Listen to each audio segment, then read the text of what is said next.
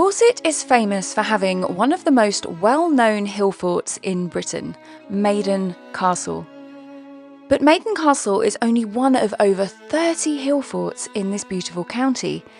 And here in West Dorset, not far from the village of Powerstock, can be found a lesser known and yet rather lovely hill fort that goes by the name of Eggardon Hill.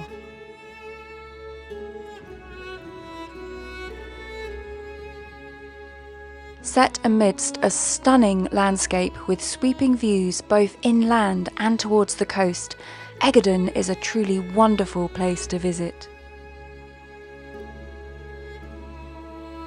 But before we explore the hill fort further, there's a very curious earthwork just to the east of Eggardon that I would like to show you.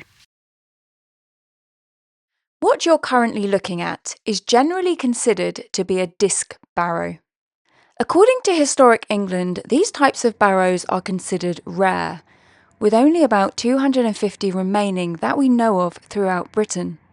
The majority of these are actually found in the south of England, with a high volume of them being found in the western counties. Unfortunately, this one is on private land, so I can't wander around it. However, I do have a rather nice LiDAR image of it. LiDAR, which stands for Light Detection and Ranging, is a technology that uses laser pulses from an aircraft or drone to map the ground in high detail, and it works even through trees or vegetation, revealing features like ancient earthworks, barrows or hill forts that might be invisible from the ground. Now, this earthwork is clearly visible, but without a drone we can't really see it in all its glory. So, LiDAR is the next best thing. Okay, it's a somewhat pixelated glory, but you get the idea. So what are disc barrows? A disc barrow is a Bronze Age funerary monument featuring an area of level ground surrounded by a ditch and external bank. Inside are one or more burial mounds. Excavations have shown that they usually contain cremations with the presence of a variety of grave goods. However, the nature of these goods have led archaeologists to suspect that these types of barrows were predominantly for females, but without further excavations we can't know that for certain. I won't lie though, if I had to choose a barrow for my remains, this type would definitely be at the top of my list. Because of the presence of what appears to be gaps in the bank which could signify entrances, some believe this could actually be a henge dating to the Neolithic period rather than a later Bronze Age construction, and the burial mound may well have been added some time after the initial henge was created. Not all henges have been found with the presence of stones, like the much more famous Stonehenge. Sadly, as far as I'm aware, no excavations have taken place on this site that could give us more indication of its use. What do you guys think?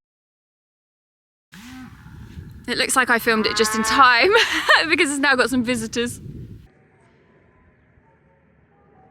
However, quite helpfully, the presence of this cow is a good indicator of the size of that central mound. And could this also explain what may have caused those gaps? From one curious earthwork to another, let's go and check out Eggardon Hill Fort.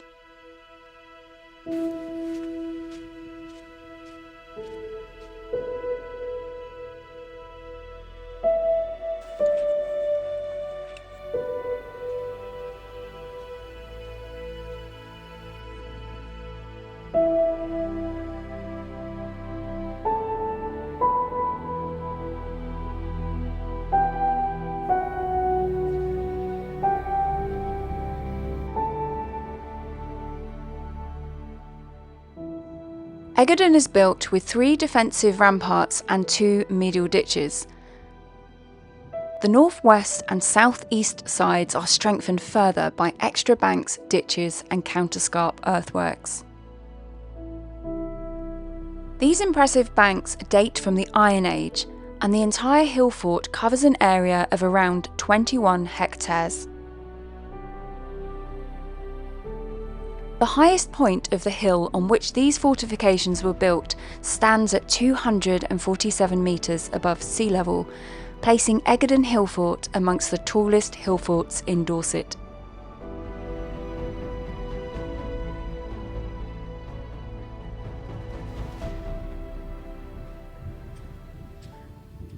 I think I've definitely picked a really good morning to come here. The definition of the earthworks can really be seen because of the shadows this morning, and the visibility is fantastic. The view is amazing, and I love this place. In fact, if you followed my channel for a while, you might recognise this spot. It was the final stop on the first day of a hike I did with my friend Joe, better known to YouTube as the Wessex Nomad. Right, so we are just approaching the end of day one. So this is Eggardon Hillfort.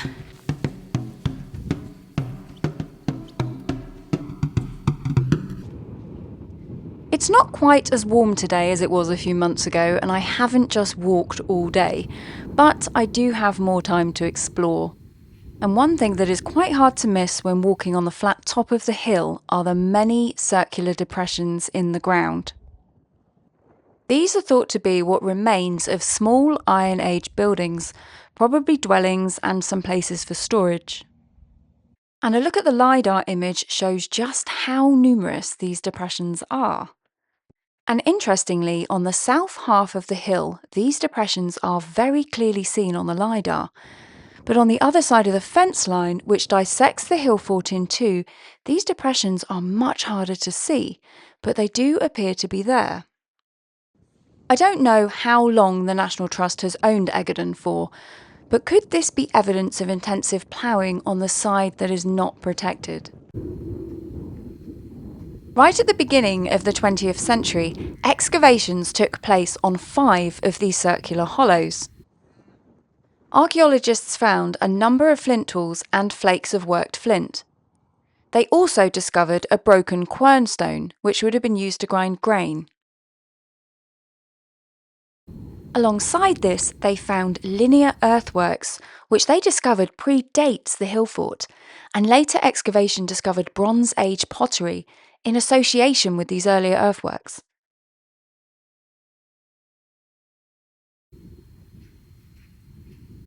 Another feature that stands out clearly on the LiDAR is evidence of a landslide along the southwest-facing edge of Eggardon.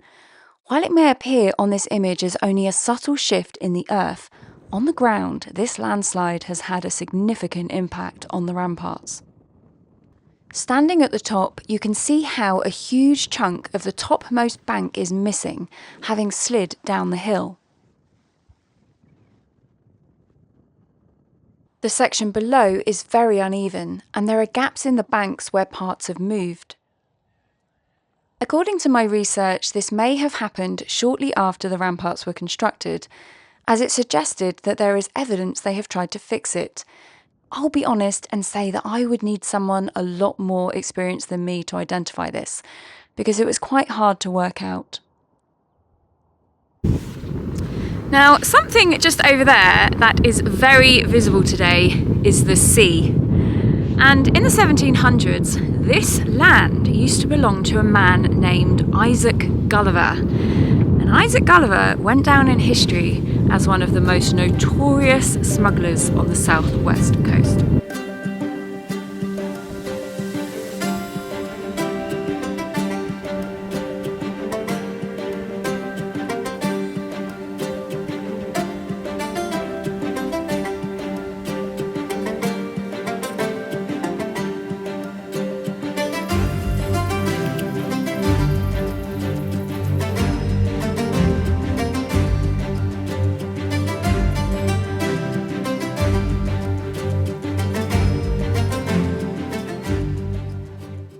For over 100 years, between the early 18th century and into the 19th century, smuggling in Dorset was big business. It's thought very likely that pretty much everyone in the county at this time knew someone who was involved in some way. With the prices of legal goods constantly rising, organised smuggling gangs began to frequent the coast, and Isaac Gulliver was involved in one such gang. According to my research, Gulliver had quite the reputation. He was apparently known as King of the Dorset Smugglers, and, perhaps rather pleasantly, the gentle smuggler that never killed a man. A wealthy landowner, it's said that he built a number of grand houses, and in at least one of them he constructed hiding places, including a secret room only accessible through a door located 10 feet up a chimney. But what does all this have to do with Eggardon Hill?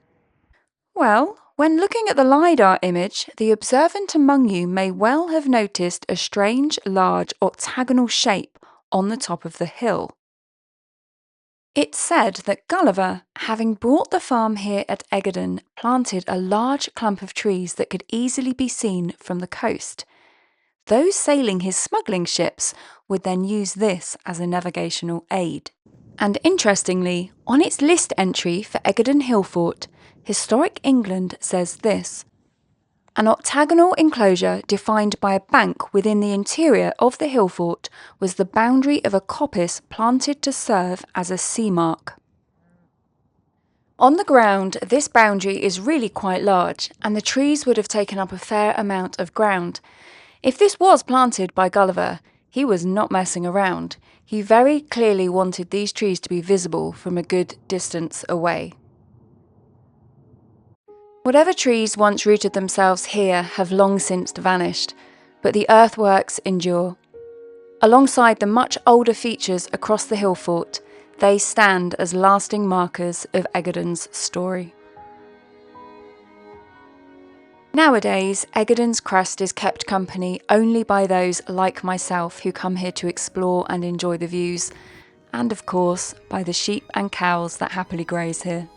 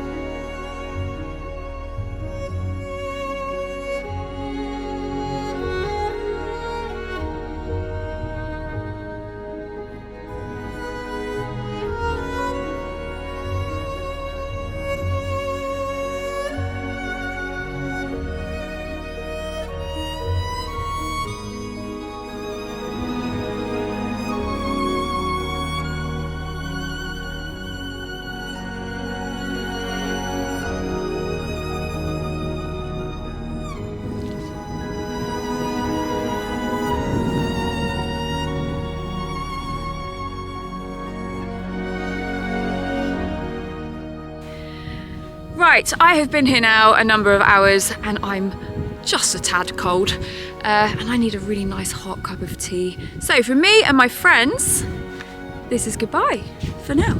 Until next time, see you guys later.